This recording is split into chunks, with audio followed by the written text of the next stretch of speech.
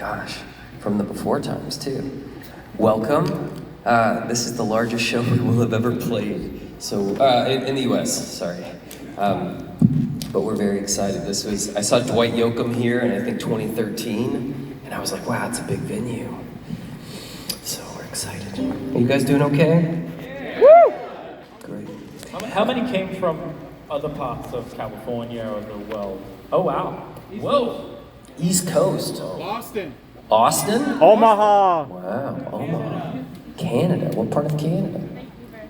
Where? Vancouver. Ah, West Coast. Where? Florida. That's a long way. You guys okay? You safe from the hurricane? Okay. Wow. That's a long way. I hope you feel okay about everything after it's all done. So we're gonna sing a few songs, stripped down. These will not be played tonight, and they won't be played in the main set. So if you want to sing, you can. Now The person beside you might judge you, but it doesn't matter.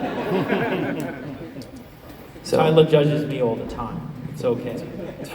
I need Tim to find the one for me.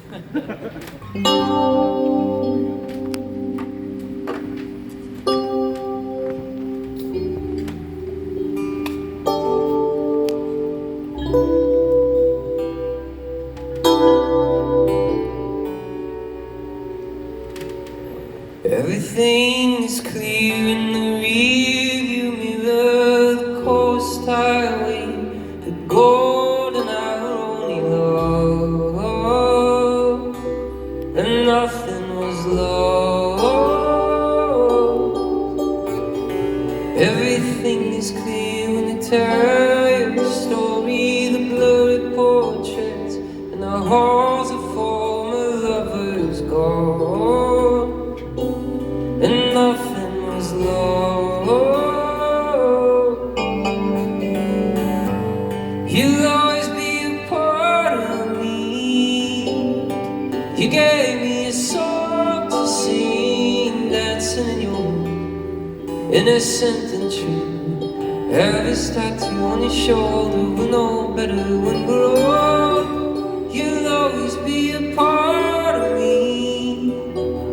Someone's will always stay forever and for bloom. Barely 22. Summer days are growing colder. We'll know better when we're older.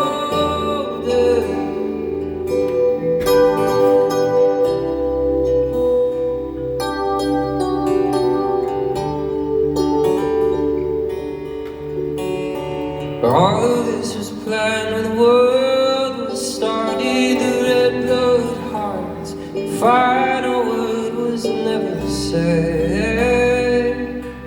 I'm tossing in my bed. Everything is clear in the rearview mirror, when nothing is left.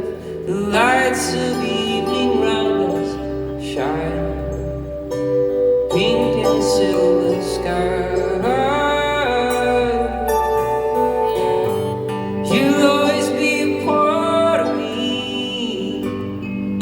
You gave me a song to sing, dancing in your mood, innocent and true. Elvis tattoo on your shoulder, we know better when we're old. You'll always be a part of me. Someone's will always stay forever and for bloom. Barely 22. Summer days are growing colder. We know better when we're older.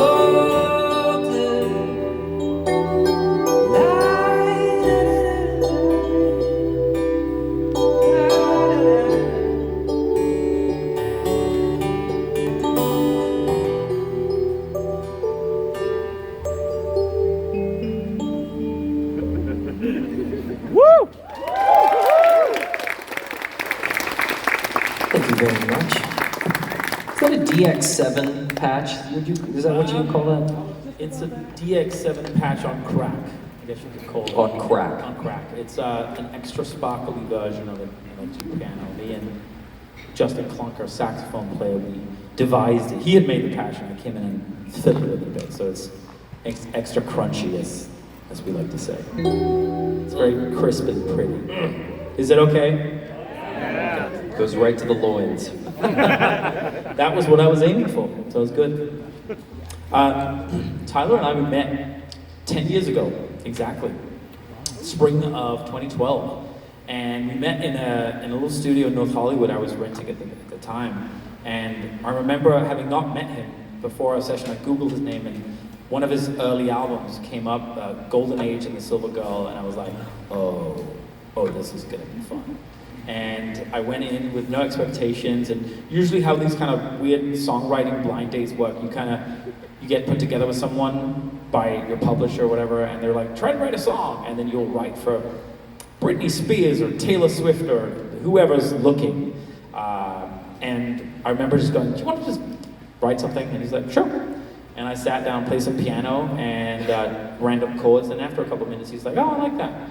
And I made a little loop, and I said, okay, kid, you're on your own. And I left, and I went to get coffee, and I just let this thing play. And he's like, what do I do? This happens more than it should. Oh yes. I make him do a lot of the heavy lifting. But that song was the first song we wrote together. I brought us coffee, and 15 minutes later, he had these couple of verses that were just like so beautiful and emotional. And I was reeling it with a breakup and moving to LA. And so it hit me in a way I did not expect. And the song was called We Move Forward. And that was the song, the first song we wrote. It goes like this.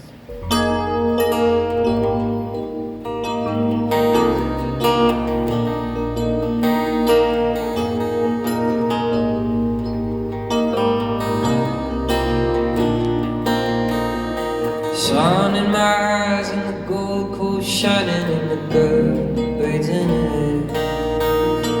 Steady knees and though I was falling, I'll follow her anywhere.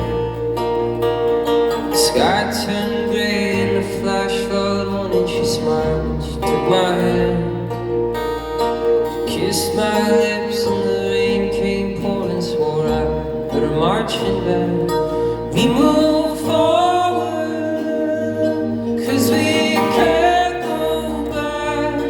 We move forward, 'cause we can't go back. We move forward, 'cause we can't go back. We move forward, 'cause we can't go back.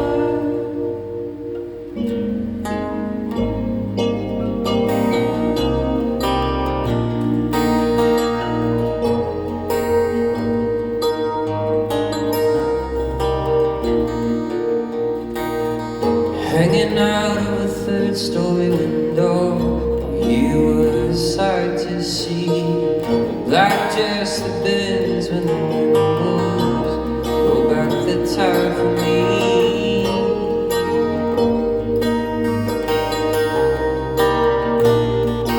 We move forward, 'cause we can't go back.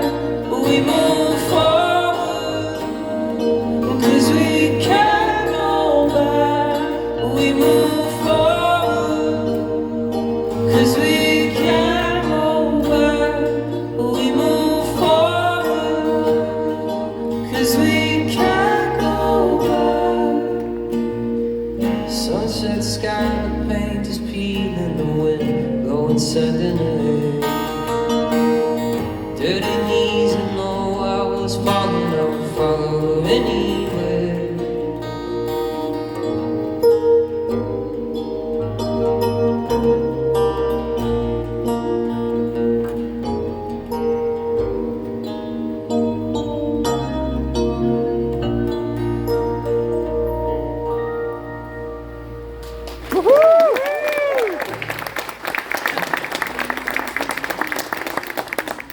You have to know that third-story window exists. It's in Rouen, France. I was there, 2011, just before I moved to Los Angeles. A lady broke up with me, and I went to Paris. Because I used to live in Paris when I was a student, and it's a special place for me. And I was crashing on a friend's couch in Rouen, and I just looked up at this stone structure, and it was a third-story window that was like half open, and I just imagined a figure there, and I wrote that line just in my pocket on an Evernote app, and brought it back up, and it's just such a vivid. Every time I sing that line, I see it so clearly. Anyway, music is time travel for me too. Yeah. This one is called The Comeback Kid. We wrote this one pretty quickly. This was the last song to come together on Endless Summer. And Tim sent me the track. The track was called The Kid. And I spent 20 minutes with it because it was later in the day on the East Coast and I was ready to be done. And I wrote 3 verses and a chorus and recorded the demo into an SM7 microphone at the foot of my bed against the wall of windows. So, all you home producers, don't worry too much about mic, isolation, things like that. Just get the truth down. And then maybe one day you can afford acoustic padding. Yeah, it makes a difference too. Anyway, Comeback Kid, sing this with us. We're not going to do this one tonight.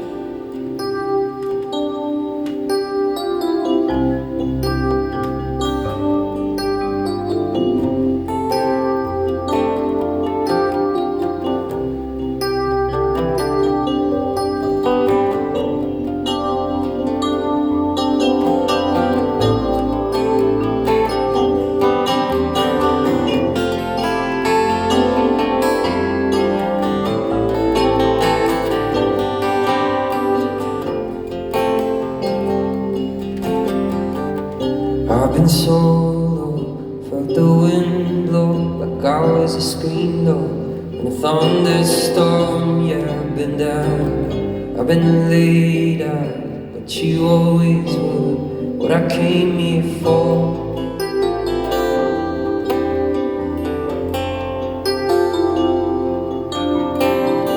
Working all day just for my sake, for a better ring.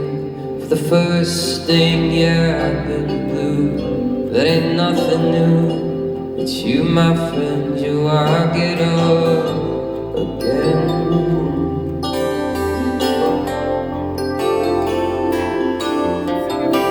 I've made mistakes and I've been hard-hit. I say so what if I did? I'm the clear eye, I'm the comeback kid. It's been a rough year, there've been some tough tears, and I've lost so fast all that I've had. But when it's time to, I'll fight for you, cause you know you are why I've come so far.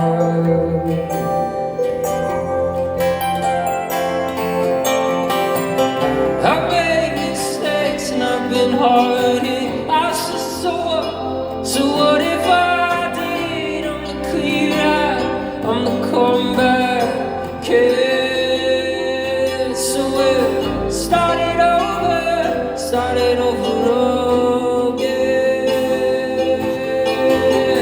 I'm the clear-eyed, I'm the comeback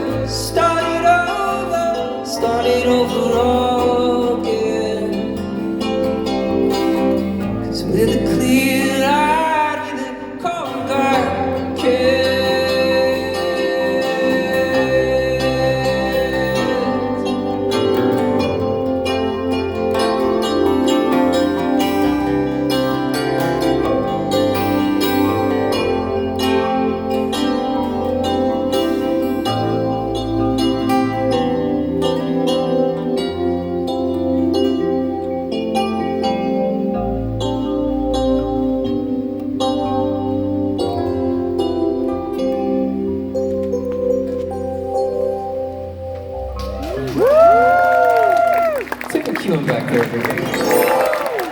I'm here all week, guys. Okay, if I said any questions, somebody would ask me what our ideal collaboration would be, and I'm tired of just making up names. So, we're gonna keep it to like Heroes-related stuff, Kids Trilogy, recent news. Yeah, what you got? It's great to see you guys again. Great to see Thank you. you. And love the new album. Thank you. And it's you always so hard much. to pick a favorite track, but I gotta say, when you guys dropped Avalanche, Yeah. 15 seconds into the song, my jaw dropped. And for the next 3 nights at work, I just had it on loop for 8 hours. Oh, that's so and cool. I was just wondering, first, if there you could give me the backstory on it. Yeah. And then I'm gonna see you in San Diego and Kansas City too, so any chance it's gonna make it into the set list? Oh, wow. Okay, great. Let's talk about Avalanche. Yeah, what I had done a track. I think it was usually how it kind of works is I'll have an idea, and then Tyler has an idea or kind of a half-written song or a full song, and I'll have a track, and we'll kind of throw it at the wall and see what sticks. But I had a track, essentially what you hear in the chorus, like do do do do do, big vibes, and I sent it over to Tyler. He's like, I love this. And then I think when we got together in the there's a lot of echo here. When we got together in the room, you kind of pulled up a song, and I think we were like, oh, Avalanche, and it kind of came together. But tell us a little bit about the kind of meaning behind it. Yeah, so Jessie Fry, who is another synthwave artist, she's amazing. She hounded me for a good 6 months. She was like, she sent me a track, right? And it was just on my inbox. It was just sitting around for a long time. And I went out for a run. So you have to understand, I moved back to an old neighborhood that I lived in a long, long time ago. I left in 2011 in Atlanta, left a bad breakup, moved to Los Angeles, met Tim, met my wife, became the mother of my child, we did New York, and then we moved back to Atlanta. So the night that I wrote this song to the track that Jessie sent, I'd gone on a run, and I saw the ex-girlfriend while I was out running my neighborhood. And she was 9 months pregnant. And I knew that she'd been married recently. And I realized that the end of love is not indifference or apathy or like forgetting. It's love, right? I'm so glad that she's on her journey. I'm so glad that she played a part in my journey to get me out here to fulfill the rest of my, quest. So, it was trying to put myself back in the shoes of the young man at 25 years old who was leaving Atlanta after that breakup. I really just wanted to infuse some hope and some love into the faith in the process, that everything works out the way that it's supposed to, given enough time and distance. So that was the impetus to sit down and write to the track. We used Jessie's line, "You were a whisper in the night." That was her sole contribution that made it onto the track. I cut a rough chord structure together, and then Tim and I kind of mashed it up when we were in Guernsville, California, writing the record last year. But yeah, that's what the song's about. Great song. So any chance it's going to make it into the set list on this tour? Oh man, we tried it once in the fall or the spring. I think the spring. As soon as I heard it, I thought, man, this is going to be so good live, like sunset and everything. We thought that too. But it didn't. I mean, I don't know if it's a lack of recognition, but people were a bit like.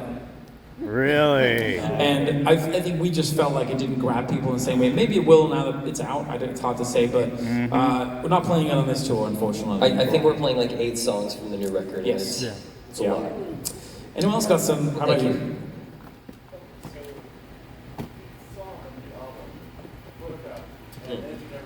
Yeah. How did you guys come up with some great That's just what we do. at the end, Oh, thank you. it's like, I cry a lot. Like, Good. I cried when I made that track.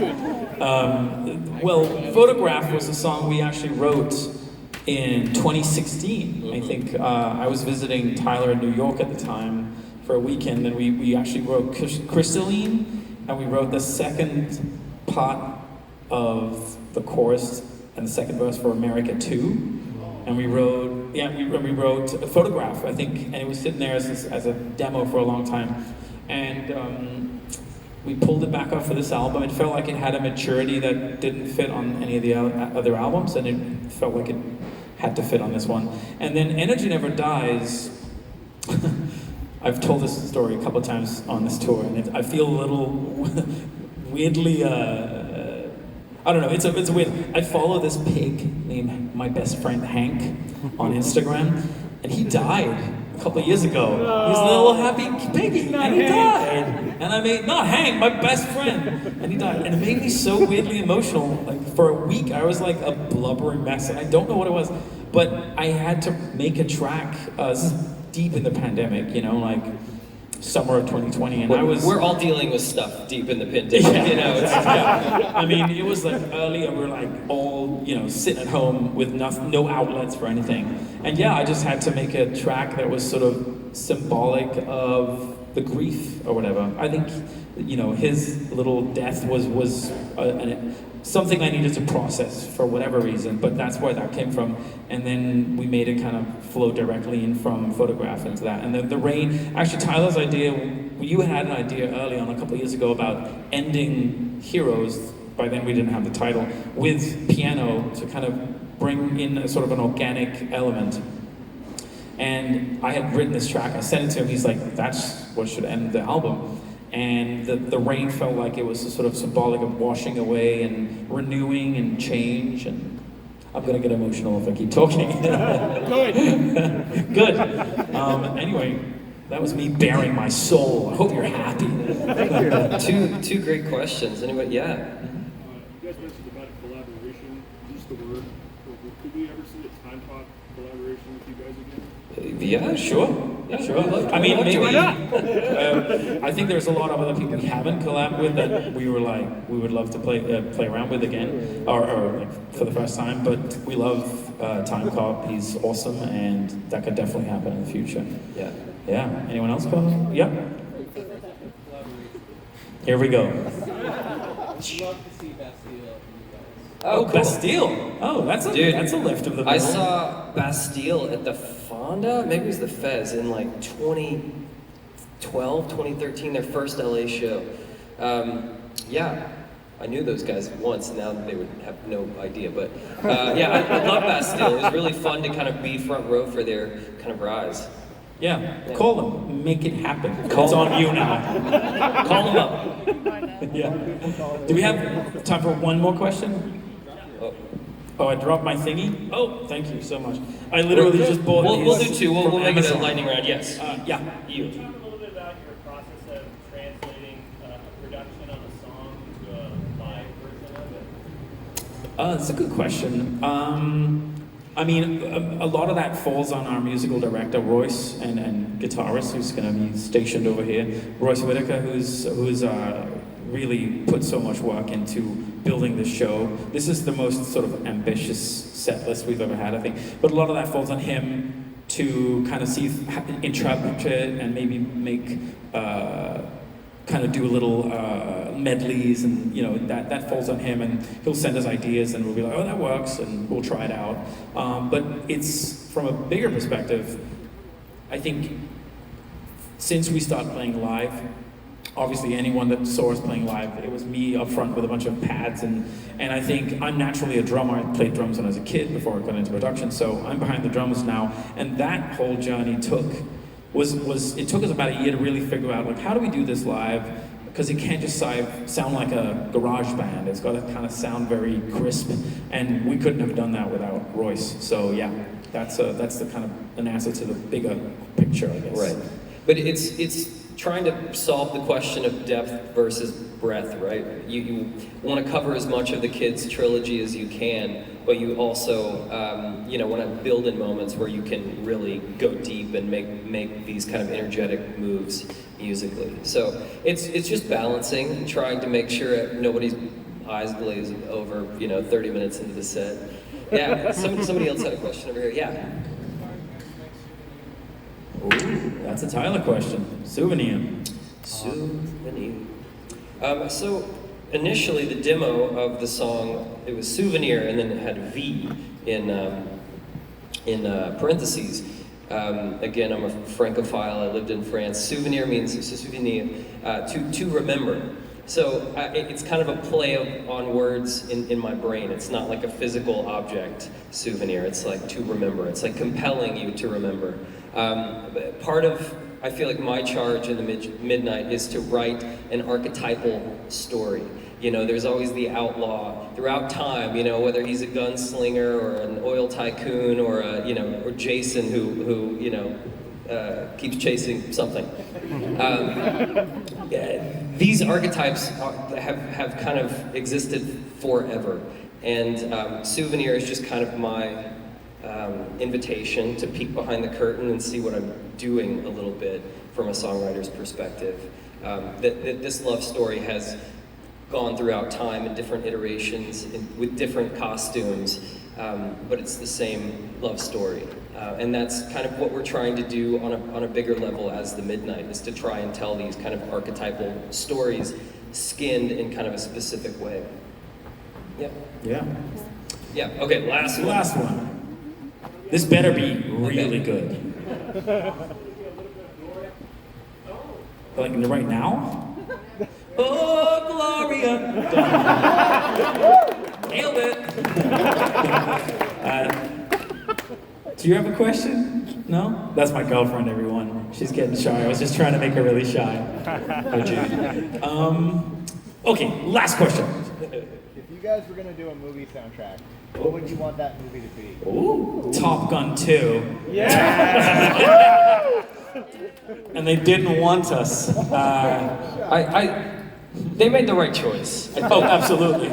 I mean, for those classic was, I mean, it was fun. We got to sit in Santa Monica with the director and see our music spliced in with the film, and that was cool. Yeah. But For those who don't know, the director of Top Gun Maverick contacted us in fall of 2018 and was interested in possibly having us be part of the soundtrack and working with some composer named Hans Zimmer, some young kid. I don't know. And we met with the supervisor. We met with the director Joseph Kaczynski in January of 2019, I think it was, and he showed us some scenes. And I remember there was a scene where Tom Cruise, Maverick, is sitting meeting Jennifer Connelly's character, and Collateral was playing in the background. And I was like, get the F out of it. This is weird. But sadly, it fell through. Having seen the movie, I think they made the right choice. It's a fantastic movie, and I think they made the right call in getting rid of us. But to answer your question, yeah, we really would. But Just those feelings. yeah, you should be. That's where Deep Blue came from. We were trying to write for the film, and we wrote a song called Clear Blue. Yeah. And then it was time to put it down for a record. Yeah. We were like, no airplanes, water. Deep Blue was called Clear Blue because clear skies, guys, blue skies. We're very clever. Songwriters, really clever. And then we changed it to Deep Blue. And on that, Thank you so much. Thank you guys very much for coming. This is going to be an awesome show. Thank you for coming. We'll see you guys in just a little bit. Tim and Tyler, everybody, come on. Awesome. So you have about 10 minutes, just under 10 minutes until doors open. Now would be a really good time to get online for merch before the rush, if that's something you want to do. If not, enjoy the show.